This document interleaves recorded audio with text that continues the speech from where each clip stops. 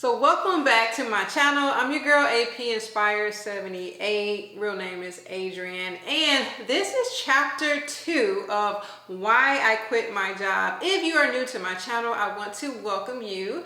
If you haven't seen the previous videos, which is basically chapter 1, but I had to break it down into 3 parts because my camera kept overheating. You can check those videos out here. But in this video, I wanted to basically talk about how I planned my exit. What things that I do to help me prepare to leave my job. I want to encourage you right now, if you haven't already, subscribe to my channel so that you can stay on top of the things that's going on in my life. Just a quick background: I'm a single mom of 2 teenage boys. I am a dental hygienist, so I quit working my full-time job as a dental hygienist so that I could basically be more present for my boys. You don't get this time back, and so I really want to just pour in them during this season. So that's basically what this series is about. But even on my Instagram, you want to go check that out because I do a lot of behind the scenes, more so on there than I do on YouTube, because it's just easy to like do videos in my stories to just show my everyday life.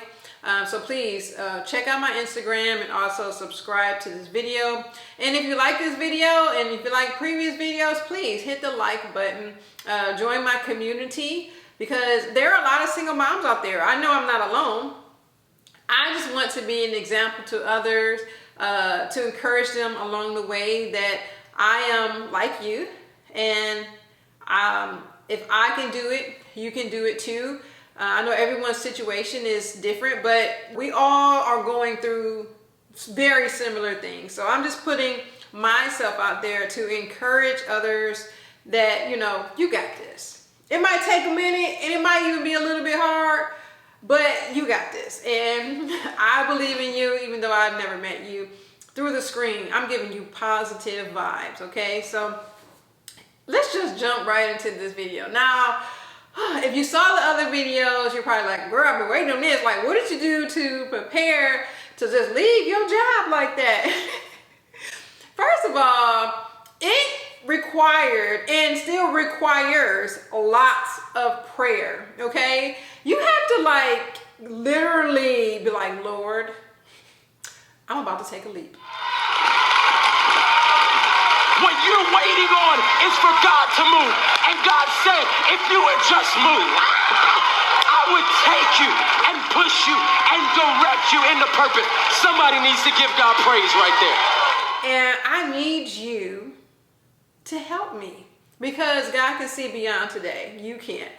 God can see beyond this moment. You can't. So you have to put your faith in Him. You have to trust Him for your next moves, your next step, your future. And so that is where I began, in prayer. God already knows us. He knew my heart. Like, Lord, I'm so weary. I'm so tired. I'm so down. I'm depressed. I'm all the check marks. And God doesn't want us to live a life like that. I just don't believe that that's why, you know, He created us, to just live that type of life. And so because He already knew my heart, He would just listen. And you can pour it all out to Him because He doesn't judge you.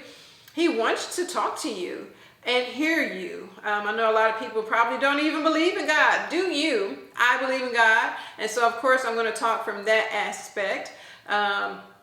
But yeah, the first thing I did, I went into prayer. I needed guidance. I didn't want it to be Adrienne because, you know, the flesh can just do what it wants to do. So I wanted to eliminate that. And sometimes maybe flesh still rises up, but at the same time, Lord, when it rises, Lord, decrease it. I want to decrease so that God increases in all of my moves.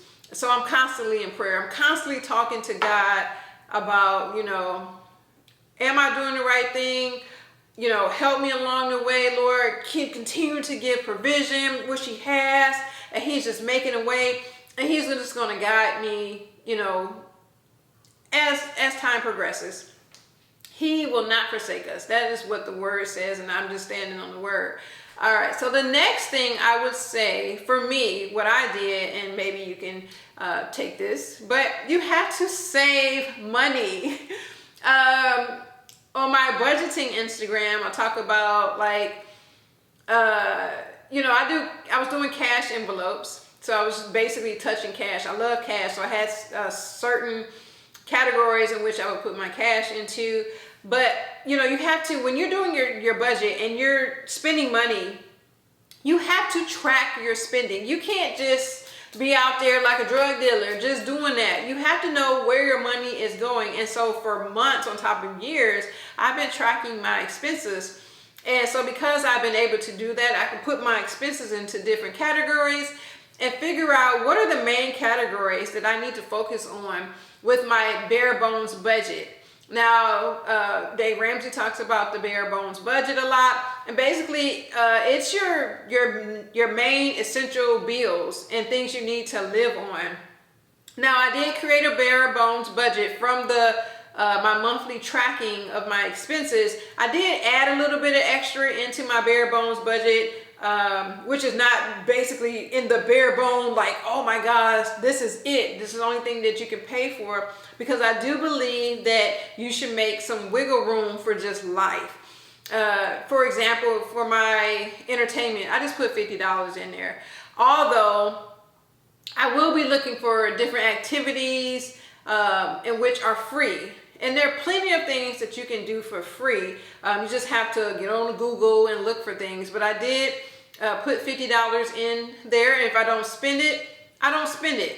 That's fine.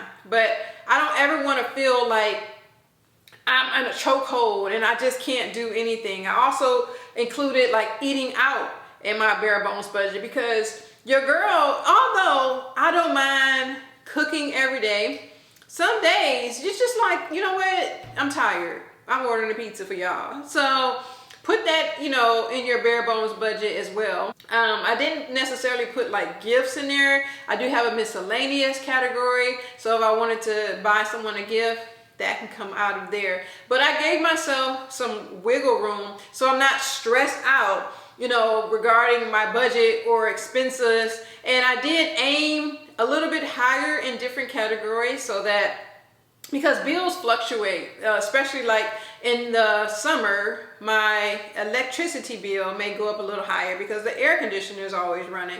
So I gave, you know, I allotted extra money in certain categories so I wouldn't feel stressed out like, oh my gosh, like I don't have enough in this category to pay for whatever I need to pay for. So it's going to offset my budget. So do that if you're creating your bare bones budget. Go easy on yourself, especially your first time implementing your budget. So June is the first time that I'll be implementing my bare bones budget, and I have a certain amount, and I was looking at it already, and I had to revamp some things in order to make some things work. I didn't go higher in the budget. I just either increased in a certain category or I decreased in a certain category. So I made room for some adjustments, and that's okay to do. I bought, why is this blinking? I think my battery is dying. I'm going to talk until the battery dies though.